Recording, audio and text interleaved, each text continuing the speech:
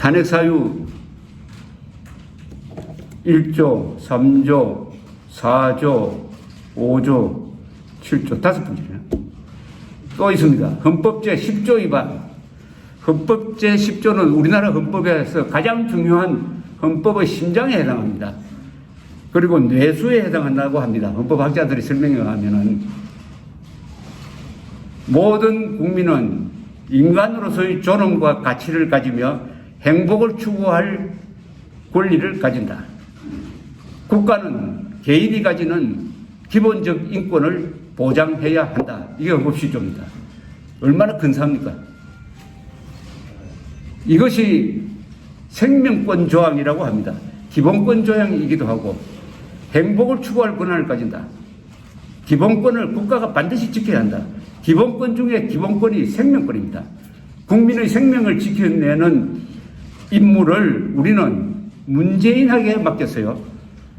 선거를 통해서 문재인을 선출을 할 때 문재인에게 헌법을 가지고 계약을 합니다. 이 헌법대로 해야 한다. 동의하느냐? 동의하면은 대통령 취임할 때 선서를 하라. 헌법제 69조 대통령 취임 선서. 그게 결혼식 할 때 성혼 선서하는 거하고 똑같습니다.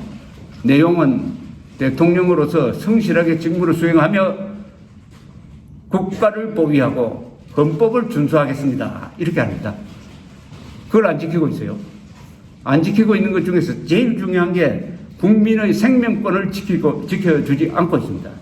제일 대표적인 예가 수도권에 핵미사일을 막기 위한 사드 배치를 포기했습니다.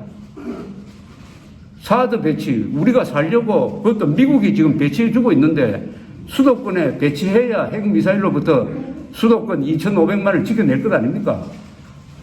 그런데 사드를 수도권에 배치 안 하겠다고 누구한테 약속을 했느냐? 시진핑에게 약속을 했어요. 그러면은 오늘 밤이라도 김정은이가 책상 위에 놓은 핵미사일 발사 포탄을 눌러버리면은 5분 만에 수도권에 핵미사일이 떨어지는데 막을 방법이 없어요. 그리고 피해를 최소화하기 위해서는 대피훈련을 해야 됩니다. 아무리 핵폭탄이라도 지하로 숨어들면은 지하철로 들어가기만 하면은 죽지는 않습니다. 그러면은 비상시에 나는 어디로 도망가야 된다 하는 정도는 알아야 될 것 아닙니까? 훈련을 해야 될 거 아닙니까? 훈련도 안 합니다. 훈련을 왜 안 하느냐 하면은 훈련을 하면은 국민들이 불안해 한답니다. 여러분 핵미사일 방어 훈련하면은 불안해집니까? 불안해집니까? 안심이 되는 거죠. 그럼 배에 탔을 때 퇴선 훈련을 안 하면은 누가 유리해집니까? 퇴선 훈련을 안 한 상태에서 세월호 같은 사고가 나면 어떻게 됩니까? 이런 짓거리를 하고 있습니다. 그것은 뭐냐? 존경해야 마지 않는 김정은 국무위원장께서 쏘는 핵미사일인데 그것을 무엄하게 어떻게 막겠느냐? 차라리 맞아 죽어야지. 가능하면 많은 사람이 맞아 죽어야지. 어떻게 방어막 만들고 대피 훈련을 하느냐?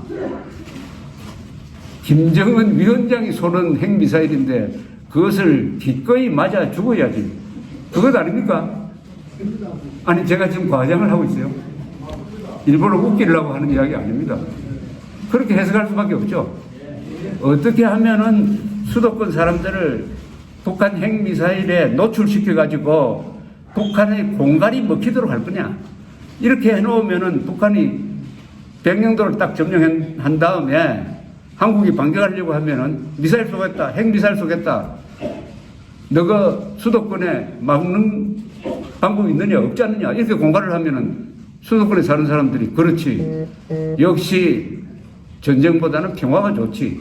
해가지고 북한에 굴복하도록 만들겠다는 흉계가 아니면은 어떻게 수도권에 사드 배치 안 하겠다는 약속을 시진핑에게 합니까? 시진핑에게. 이런 사대주의, 이런 반익이 어디 있습니까? 따라서 이것은 탄핵 사유입니다. 박근혜 탄핵 사유의 1000배, 만배가 되는 엄중한 범죄입니다. 그렇지 않습니까? 헌법 제10조 생명권, 국민 생명권 포기 탄핵 사유. 또 있습니다. 이 탄핵 사유가 읊으려면 하루 종일 걸리겠는데, 헌법 제11조 모든 국민은 법 앞에 평등하다. 지금 문재인이가 그렇게 하고 있습니까? 모든 법은 우리 편 사람에게만 평등하라. 다른 사람한테는 불평등해도 좋다. 법을 계급적으로 편파적으로 적용하고 있으니까 헌법 제11조 위반입니다.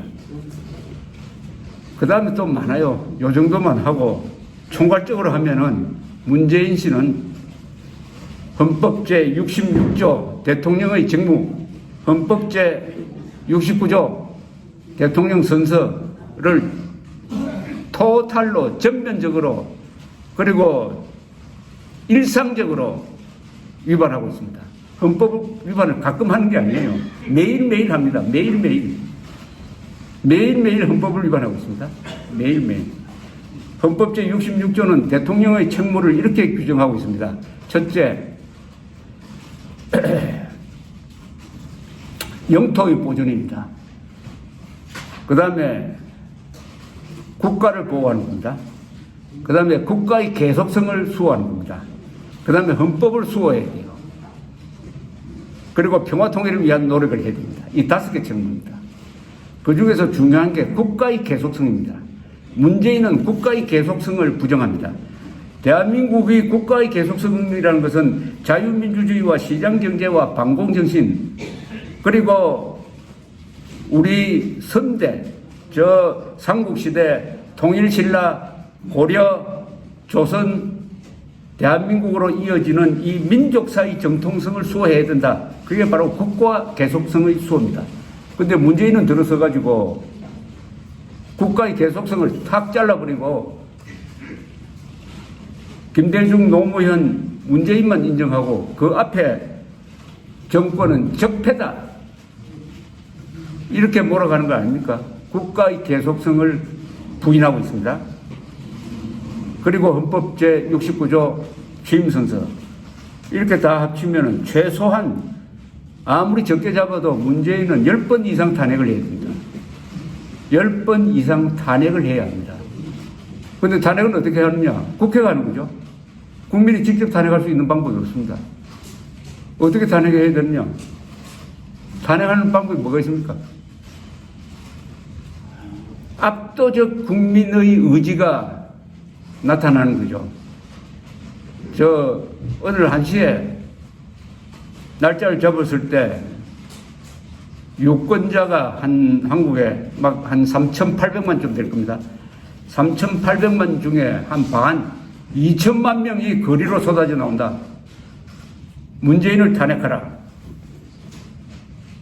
국가 반역 혐의로 문재인을 탄핵하라 해가지고 거리로 한 2천만 명이 쏟아져 나오면은 그때는 아무리 여당이 국회를 장악하고 있더라도 탄핵 안 할 수 없겠죠.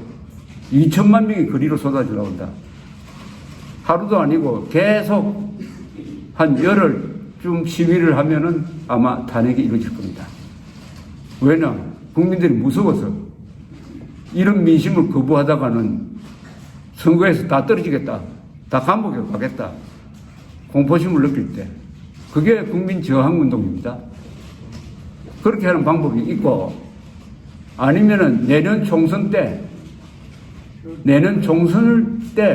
탄핵을 주장하는 정당, 탄핵을 주장하는 정당에 3분의 2 의석을 몰아주면 탄핵이 되는 거죠. 저는 내년 선거의 가장 큰 주제는 문재인 탄핵이 쟁점이 되어야 된다고 생각합니다. 총선으로 탄핵하자. 총선으로 탄핵하자. 이게 가장 합리적인 민주적 방식입니다. 총선으로 탄핵하자. 탄핵이 가능한 3분의 2 의석을 달라고 국민들에게 호소를 하면서 정면 승부를 해야 정면 승부를 해야 되는 상황입니다, 지금. 이게 헌법을 기준으로 한번 따져본 문재인 정권의 반헌법적 죄상입니다.